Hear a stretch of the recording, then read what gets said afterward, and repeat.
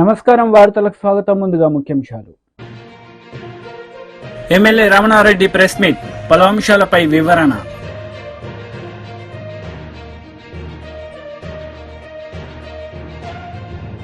మాజీ మంత్రి Jagadish Reddy press meet, పలు అంశాలపై వివరణ. వైసీపీ లీడర్ మీడియా సమావేశం నిర్వహించారు. ఈ సందర్భంగా పలు అంశాలపై ఆయన మాట్లాడారు. చేపడుతుందని చెప్పిన కారణం, ఒప్పించిన కారణం అంటే చంద్రబాబు నాయుడు గారికి ఒక నైజం ఉంది. ఆయన అంటారు, ప్రతి ఆపదలోని నేను ఆపర్చునిటీస్ని ఎత్తుక్కుంటాను అనేటువంటి మాట. అంటే పోలవరం ఆయన గడిచిన 9 సంవత్సరాలు, గతంలో 9 సంవత్సరాలు ముఖ్యమంత్రిగా ఉన్నా పోలవరం నిర్మాణం కోసం ఏ రోజు కూడా ప్రయత్నం చేయలేదు. పోలవరం గురించి ఏ రోజు మాట్లాడలేదు. రాష్ట్రాన్ని విభజించమన్నప్పుడు ఒక అవకాశం వచ్చింది. రాష్ట్రానికి ప్రధాన వనరైనటువంటి పోలవరం నిర్మాణం చేయాలని కేంద్ర ప్రభుత్వం నిర్ణయిస్తే అందులో ఎలా లాభాలు సంపాదించాలని చంద్రబాబు నాయుడు గారు చేసిన ఆలోచన. రెండవది కూడా చెప్తా ఉన్నాను, ఆయన ప్రత్యేక తరగతి హోదాని ప్రత్యేక ప్యాకేజీ కోసం రాత్రికి రాత్రి వచ్చి ప్రెస్ మీట్ పెట్టింది కూడా ఈ రాష్ట్ర పౌరులందరూ కూడా ఒకసారి గమనించాలి.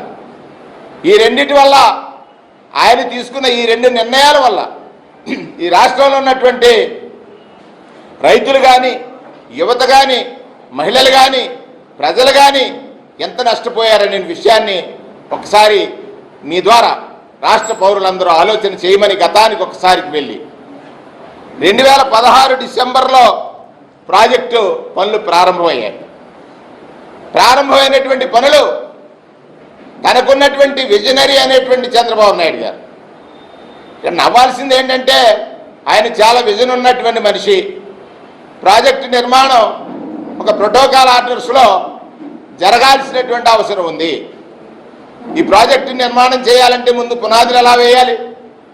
పునాదులు అంటే ఆ రోజు ఉన్నటువంటి పరిస్థితుల్లో ఎగువ కాపర్ డ్యామ్, దిగువ copper dam, diaphragm wall, spillway. అన్నిటికంటే ప్రధానమైనటువంటిది స్పిల్వే. అంటే గోదావరి నదీ ప్రవాహాన్ని ఏ విధంగా కింద వరకు వెంపాలి. మనం అడ్డుకట్ట వేసినప్పుడు ఆ అడ్డుకట్ట వేయడం ద్వారా పై ప్రాంతాలు ముంపుకు గురైతే ఆ ప్రాంత వాసులకు కలిగే కష్టాన్ని, నష్టాన్ని ఎలా పోడ్చాలనేటువంటిదో ఆలోచించాలి. ఆయన వెనువెంటనే అందులో ఎంతవరకు మనకు లాభం వస్తుంది, ఎంతవరకు మనకు ఆదాయం వస్తుంది, లేకపోతే ఎంతవరకు మనకి స్వార్థపూరితమైనటువంటి సంపాదన వస్తుందని ఆలోచించారు. కాబట్టి 3 పనులు కూడా ఒకేసారి ప్రారంభించారని సాక్షాత్ వారి మంత్రి చెప్తున్నారు. 3 పనులు కూడా అంటే కాపర్ డ్యామ్ నిర్మాణం చేపట్టే నాటికే స్పిల్వే పనులు పూర్తి అయి ఉండాలి. కాపర్ డ్యామ్ నిర్మాణం చేపట్టే నాటికే స్పిల్వే పనులు కనుక పూర్తి కాకపోతే కాపర్ డ్యామ్ నిర్మించడం వల్ల జరిగే నష్టాన్ని ఎలా పూడ్చాలనుకున్నారు? నెంబర్ 1. నెంబర్ 2, అప్పుడు ఆయన డయాఫ్రమ్ వాల్ నిర్మాణం, కాపర్ డ్యామ్ పనులు ఇంకా పూర్తి కాకుండానే డయాఫ్రమ్ వాల్ పనులు కూడా ప్రారంభించడంతో పాటే దిగువ కాపర్ డ్యామ్ పనులు కూడా ప్రారంభించడం, చేయాల్సినటువంటి స్పిల్వే పనుల్ని ఆలస్యం చేయటం, వారం పోలవరం కరెక్టే, దానికి సందర్శన కోసం ప్రజలను తీసుకెళ్లి పాటలు పాడించడం, ఇవన్నీ కరెక్టే, అందరూ చూశారు. కానీ ఈ దేశ ప్రధాని, కేంద్ర ప్రభుత్వాన్ని నడుపుతున్నటువంటి ప్రధాని ఆనాడు ఈ రాష్ట్రానికి వచ్చి చేసిన కామెంట్స్ కూడా మనం చూసాం. పోలవరం ఒక ఏటీఎం మాదిరిగా చంద్రబాబు నాయుడికి ఉందనేటువంటి మాట చెప్పారు. అంటే 5 సంవత్సరాల కాలంలో టీడీపీ లీడర్ మీడియా సమావేశం నిర్వహించారు. ఈ సందర్భంగా పలు అంశాలపై ఆయన మాట్లాడారు. ప్రాజెక్టులో మాకు కూడా తెలియని విషయాలను కూడా ఎప్పటికప్పుడు అధికారుల నుండి తెలుసుకుంటూ స్టడీ చేస్తూ ఉంటే వెలుగొండ ప్రాజెక్టు గురించి, ఎందుకంటే మేము కూడా కొంత ప్రయారిటీ చంద్రబాబు నాయుడు గారు కూడా తీసుకోవడం జరిగింది. ఏదైతే అటు ఉత్తరాంధ్రకు సంబంధించినటువంటి సుజల స్రవంతికి కానీ, పోలవరంకు సంబంధించినటువంటి లెఫ్ట్ కెనాల్ కానీ, అదేవిధంగా ఏదైతే చింతలపూడికి సంబంధించి కానీ అట్లాగనే వెలిగొండ కూడా అందరినివో ఇట్లా ఏదైతే కొంత వెనుకబడినటువంటి ప్రాంతాలు ఏవైతే ఉన్నాయో అటువంటి ప్రాంతాలకి మనం ఫస్ట్ ప్రయారిటీగా మనం ఇమీడియట్లీ క్లియర్ చేయాలనేటువంటి ఎన్డీఏ ప్రభుత్వ ఆలోచన ప్రకారం మొన్న వెలిగొండకు సంబంధించి మేము కూడా అధికారులతో రివ్యూ చేసినప్పుడు ఈ విషయాలన్నీ కూడా మా దృష్టిలోకి రావడం, అందులో కూడా పర్టికులర్గా ఇంకా మనం ఇప్పుడు ఈ వెలిగొండను ఇమ్మీడియట్లీ ఆ బ్యాలెన్స్ వర్క్లు పూర్తి చేసి ఆ యొక్క సాగునీరు త్రాగునీరు అందించాలని అంటే ఇంకా ఎంత మనం ఖర్చు పెట్టాలని చూస్తే వాళ్ళు చాలా క్లియర్గా ఏదైతే ఆ హెడ్ రెగ్యులేటర్కి సంబంధించిన పనులు కానీ ఆ మొదటి రెండవ టన్నెల్కి సంబంధించినటువంటి లైనింగ్ పనుల నిమిత్తం కానీ ఏదైతే ఫీడర్ కెనాల్కు సంబంధించి స్ట్రక్చర్ అండ్ లైనింగ్ పనుల నిమిత్తం కానీ ఈ వెలిగొండ ప్రాజెక్టు నిర్వాసితులకు సంబంధించి R&R గురించి కానీ దీనికి సంబంధించి స్టేజ్ 1 1422 కోట్లు, స్టేజ్ 2 కింద 2157 కోట్లు, ఏదైతే ఈ ఫీడర్ కెనాల్ లైనింగ్ కోసం 400 కోట్లు, అంటే దగ్గర 4000 కోట్ల రూపాయలు పూర్తి స్థాయిలో ఈ వెలిగొండ ప్రాజెక్టుకి మనం నిధులు మంజూరు చేస్తే దీన్ని పూర్తి చేయడానికి యుద్ధ ప్రాతిపదికన చేస్తే 2 సంవత్సరాల సమయం పడుతుందని మొన్న అధికారులు నాకు ఇచ్చినటువంటి అంచనా. మేము ఏదైతే వెలిగొండ అత్యంత ప్రయారిటీగా తీసుకొని అత్యంత వెనకబడినటువంటి ఏదైతే మరి యొక్క ప్రకాశం జిల్లాకు సంబంధించినటువంటి ప్రాంతాలు ఇందులో ఉన్నాయి కాబట్టి దీన్ని ఇంకా వాళ్ళు ఏదైతే 2 years ఏదైతే సమయం చెప్పారో ఇంకా దాన్ని ఎర్లీగా 1 సంవత్సరం లోపుగా అయినా పూర్తి చేసేటువంటి అవకాశాలు ఏవైతే ఉన్నాయో వాటిని కూడా పరిశీలించమని చెప్పేసి ఇది ప్రయారిటీ అని చెప్పి ఆ రకంగా మేము యుద్ధ ప్రాతిక మీద మేము పనిచేస్తూ వెళ్తూ ఉంటే దాన్ని ఈరోజు ఈ యొక్క జగన్మోహన్ రెడ్డి ఈ మాదిరిగా మరి బురద జల్లేటువంటి కార్యక్రమాలు చేస్తున్నటువంటి పరిస్థితిని మీ ద్వారా ఆంధ్రప్రదేశ్ రాష్ట్ర ప్రజలకు తెలియజేసుకుంటూ, అందుకే ఈరోజు జగన్మోహన్ రెడ్డిని కూడా ప్రశ్నిస్తూ ఈవేళ ప్రజలు కూడా తెలుసుకోవాలి. ఎందుకంటే ఈవేళ జగన్మోహన్ రెడ్డికి కానీ ఈవేళ వైఎస్ఆర్సీపీ పార్టీకి కానీ అసలు ఇరిగేషన్ శాఖ గురించి కానీ ఇరిగేషన్ ప్రాజెక్టుల గురించి కానీ మాట్లాడేటువంటి అర్హత మీకు లేదు. ఎందుకంటే మీ యొక్క హయాంలో ఇరిగేషన్ శాఖ విధ్వంసానికి అటు పోలవరం దగ్గర నుంచి ఆంధ్రప్రదేశ్ రాష్ట్రంలో నుండి ప్రతి ప్రాజెక్టు, ప్రతి రిజర్వాయరు, ప్రతి చెక్ డ్యాము, మరి ప్రతి ట్యాంకు కూడా విధ్వంసానికి గురయ్యి 5 సంవత్సరాల్లో 5 రూపాయల మెయింటెనెన్స్ లేక 20 సంవత్సరాలు వెనక్కి ఇరిగేషన్ శాఖ మీ హయాంలో పోయినటువంటి పరిస్థితి. దాన్ని ఏదో నేను ఈవేళ ఒక మంత్రిగా చెప్పట్లా, లెక్కలు చెప్తూ ఉన్నాయి, బడ్జెట్ లెక్కలు. ఆ రోజు 2014-2019 5 సంవత్సరాల తెలుగుదేశం ప్రభుత్వంలో ఆ రోజు మాకున్నటువంటి బడ్జెట్ 5 సంవత్సరాల్లో 7 లక్షల కోట్లు. 5 సంవత్సరాల మా 7 లక్షల కోట్ల బడ్జెట్లో ఇరిగేషన్ శాఖకి ఎంత పెట్టామనంటే ఆ రోజు 68,000 కోట్లు. మరి నువ్వు 2019-2024 నీ 5 సంవత్సరాల్లో నీ మొత్తం బడ్జెట్ 12 లక్షల కోట్లు అవుతే ఆ 12 లక్షల కోట్లలో నువ్వు పెట్టింది ఎంత ఇరిగేషన్ శాఖకి? 32,000 కోట్లు. ఆ 32,000 కోట్లలో కూడా సగం నీ అవినీతికే పోయింది. పైపెచ్చు పెట్టడం అయితే 32,000 కోట్లు పెట్టాడు కానీ అందులో ఖర్చు పెట్టింది మళ్ళీ 19,000 కోట్లు. అక్షరాల కేవలం 19,000 కోట్లు. సిగ్గుందా అని చెప్పి అడుగుతున్నా మీకు మాట్లాడడానికి. 7 లక్షల కోట్ల బడ్జెట్ ఉంటే 68,000 కోట్లు పెట్టాం. అది ఇరిగేషన్ ప్రాజెక్టుల మీద తెలుగుదేశం ప్రభుత్వానికి ఉన్నటువంటి చిత్తశుద్ధి. నీకు 12 లక్షల కోట్ల బడ్జెట్ ఉంటే మేం పెట్టిందని డబల్ చేయవలసి నువ్వు మరి దాంట్లో సగం చేసి మళ్ళీ ఆ సగంలో సగం కూడా ఖర్చు పెట్టినటువంటి మీకు. బీజేపీ లీడర్ మీడియా సమావేశం నిర్వహించారు. ఈ సందర్భంగా పలు అంశాలపై ఆయన మాట్లాడారు. ఇప్పుడున్న ముఖ్యమంత్రి అప్పుడు 2004లో మంత్రిగా ఉన్నటువంటి 2004లో ఎమ్మెల్యేగా గెలిచినటువంటి వ్యక్తి ఇవాళ ఎవరి ఇండ్లు గులగొడుతున్నారు?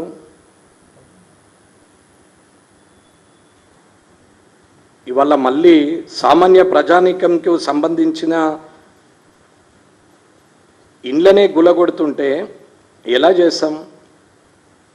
రానున్న కాలంలో మరి హైదరాబాద్లో ఇల్లు కొనాలి అని అంటే భయపడే పరిస్థితికి క్రియేట్ చేస్తున్నారా, లేక తప్పును అరికట్టే పరిస్థితిని క్రియేట్ చేస్తున్నారా అనేది అర్థం కావట్లేదు. సామాన్య ప్రజలందరూ కూడా ఇబ్బంది పడతారు. సరే, హైదరాబాద్లో హైడ్రా పెట్టే ముందు ఏదో కొత్తగా పెట్టింది అనేది ఏం లేదు.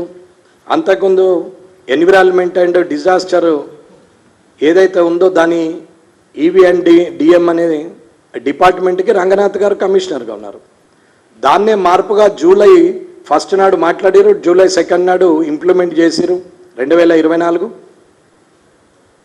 దానికి కమిషనర్గా రంగనాథ్ గారు వచ్చారు. ఇప్పుడున్న మేయర్ గారు అప్పుడు ఉన్నారు. ఇప్పుడున్న అధికారులు గత 10 సంవత్సరాలుగా అదే హెచ్ఎండిఏలో ఇక్కడిదిక్కడనే తిరుగుతున్నారు. ఇవాళ గ్రోత్ కారిడార్ అని చేసినటువంటి దాంట్లో మున్సిపాలిటీలో ఉన్న అధికారులు ఈ గ్రోత్ కారిడార్లోనే తిరుగుతున్నారు.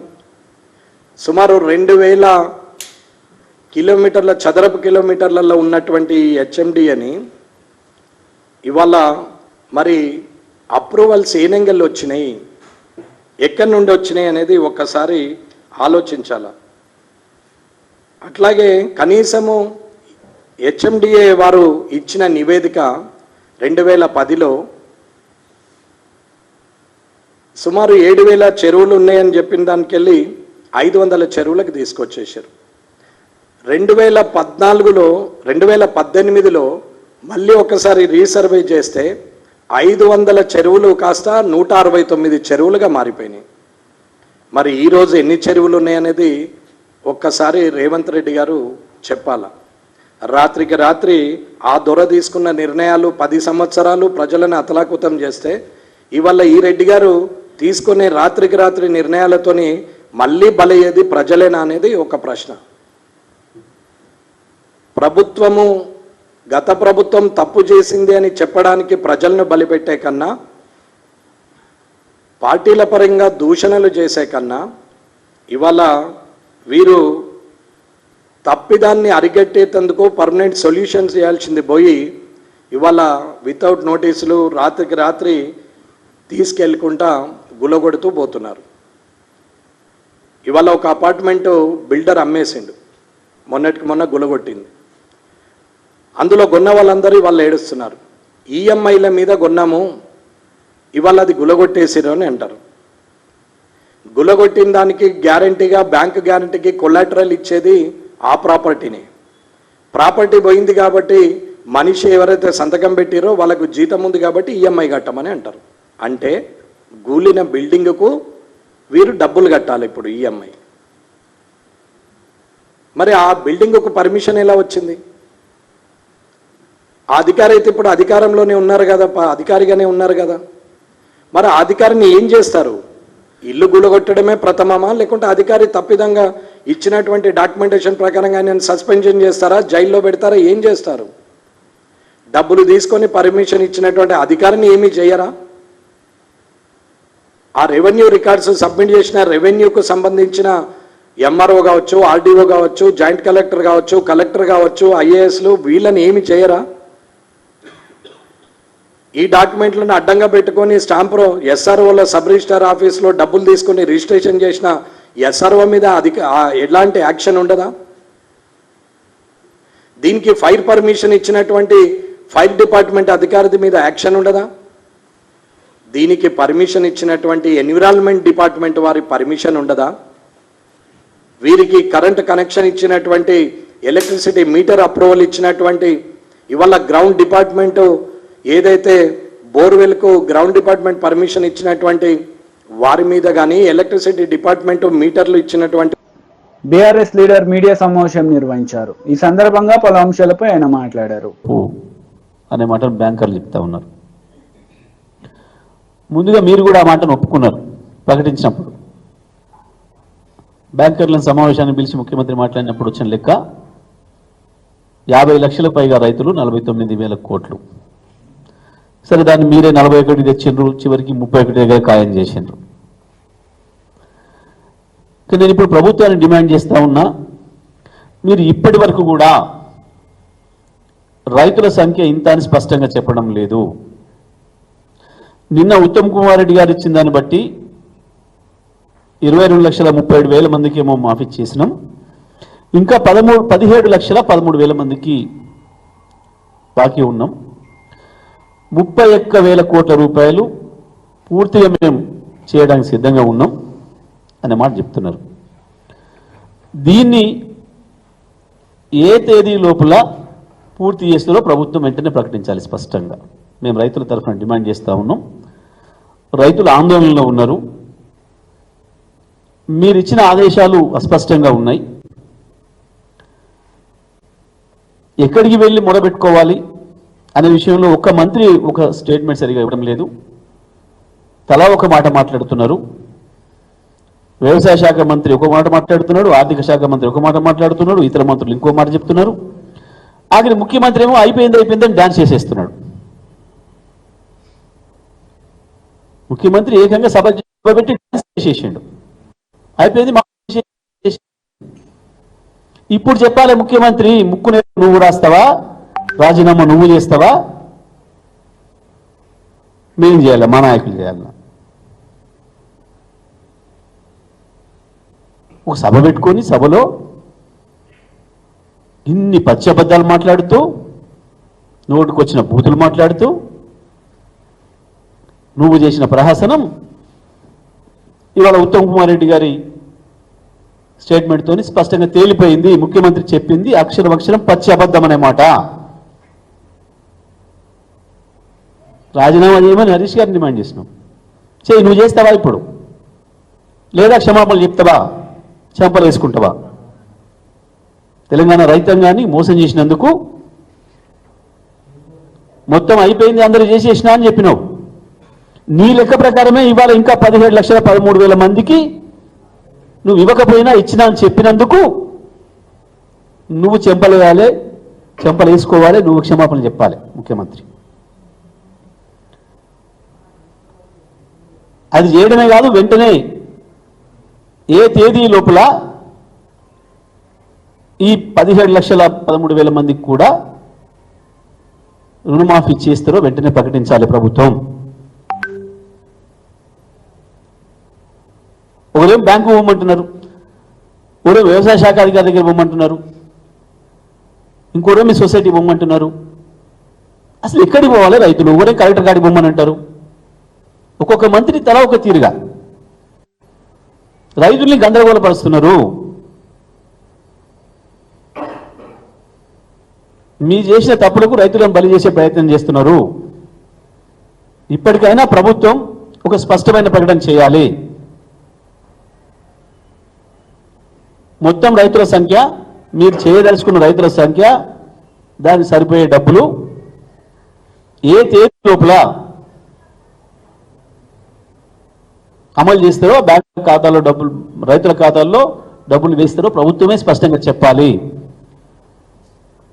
రైతులను రోడ్ల మీద తిరగమని, బ్యాంకుల దగ్గర పోమని, బ్యాంక్ అధికారులకు రైతులకు గొడవలు అవుతున్నాయి, వ్యవసాయ అధికారులకు రైతులకు గొడవలు అవుతున్నాయి.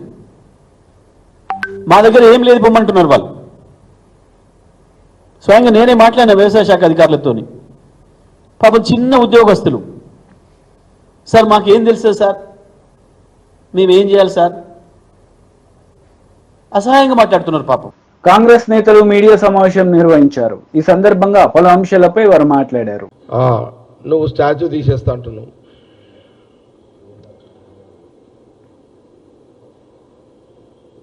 ఇక్కడ మేమేమన్నా చూసుకుంటూ కూర్చుంటాం అనుకుంటావా కేటీఆర్?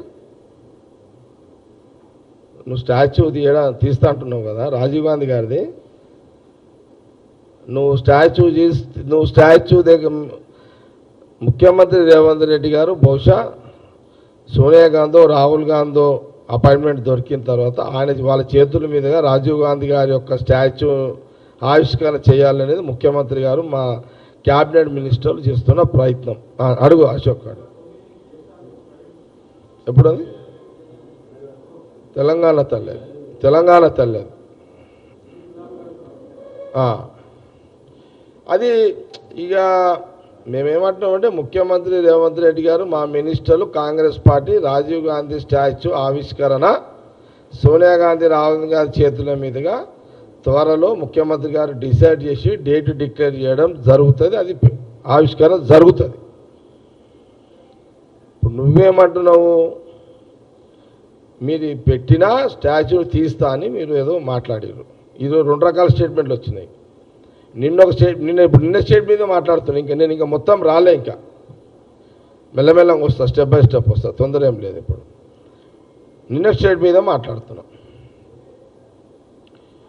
మరి మేము ఈడ నువ్వు ఎప్పుడు తీస్తావు నువ్వు? ఈ 4 సంవత్సరాల 4 నెలలు అయితే నీకు ముట్టుకోనికే రాదు. నీకు అంత దమ్ము అంత ఆ ధైర్యము నీకు లేదు, ఆ దమ్ము నీకు లేదు. అంటే నెక్స్ట్ అంటే మీ గవర్నమెంట్ వస్తుందేమో అని ఆశాభావంతో అప్పుడు తీసేస్తా అని నువ్వేదో మాటలు చెప్పినావు. తెలంగాణ ప్రజలు మీ కేసీఆర్ బీఆర్ఎస్ గవర్నమెంట్ని ఎట్టి పరిస్థితిలో వచ్చే 5 ఏళ్లలో కూడా అవకాశం ఇవ్వరు. తెలంగాణ ప్రజలు స్వేచ్ఛగా, ప్రశాంతంగా, హాయిగా, హ్యాపీగా, సంతోషంగా జీవించాలి, నిద్రించాలి, స్వేచ్ఛగా బ్రతకాలి, స్వతంత్రంగా జీవించాలి అని తెలంగాణ ప్రజలు కోరుకుంటున్న క్రమంలో వచ్చే 5 ఏళ్ళు కూడా కాంగ్రెస్ పార్టీ గవర్నమెంటే ఉంచుతారు తెలంగాణ ప్రజలు. మా కాంగ్రెస్ పార్టీ విశ్వాసం. నీకు ఛాయిస్ లేదు, ఇక నో ఛాయిస్.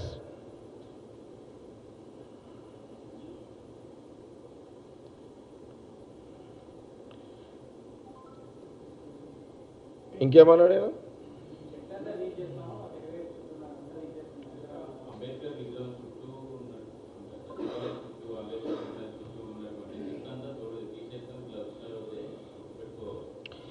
కేటీఆర్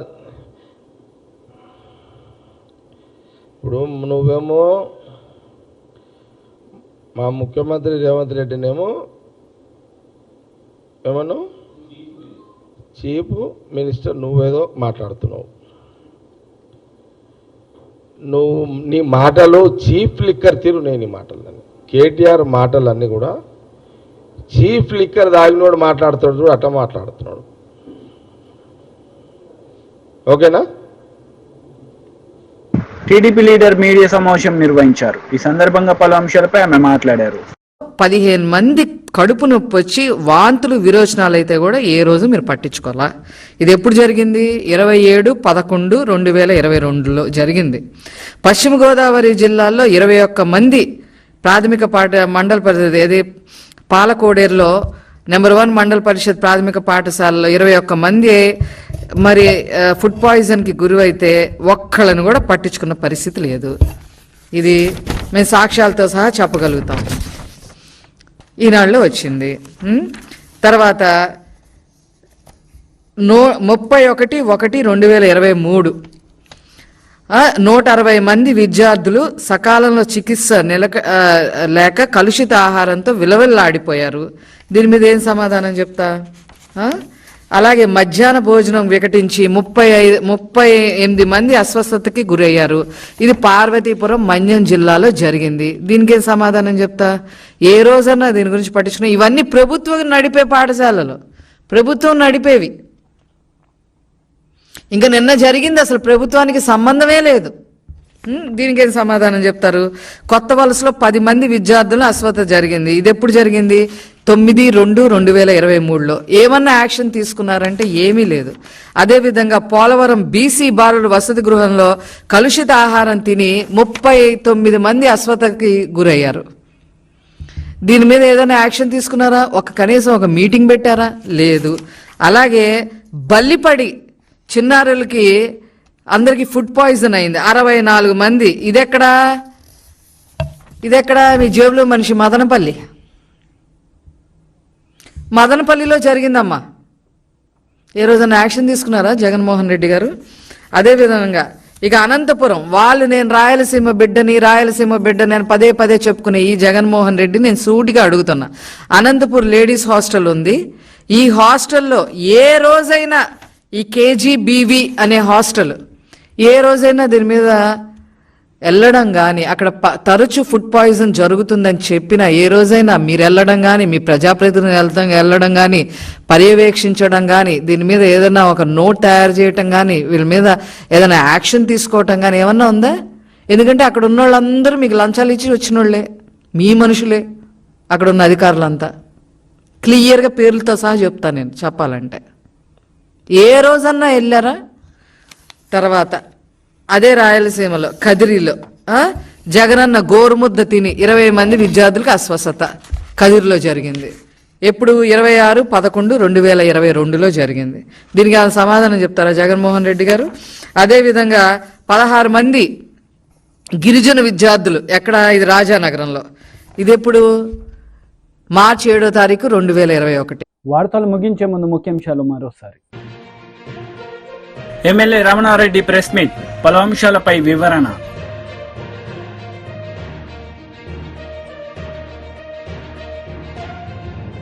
మాజీ మంత్రి జగదీష్ రెడ్డి ప్రెస్ మీట్, పలు అంశాలపై వివరణ. ఈ వార్తలు ఇంతటితో సమాప్తం. తిరిగి ప్రసారమయ్యే వార్తలు మళ్ళీ కలుద్దాం. అంతవరకు సెలవు. నమస్తే.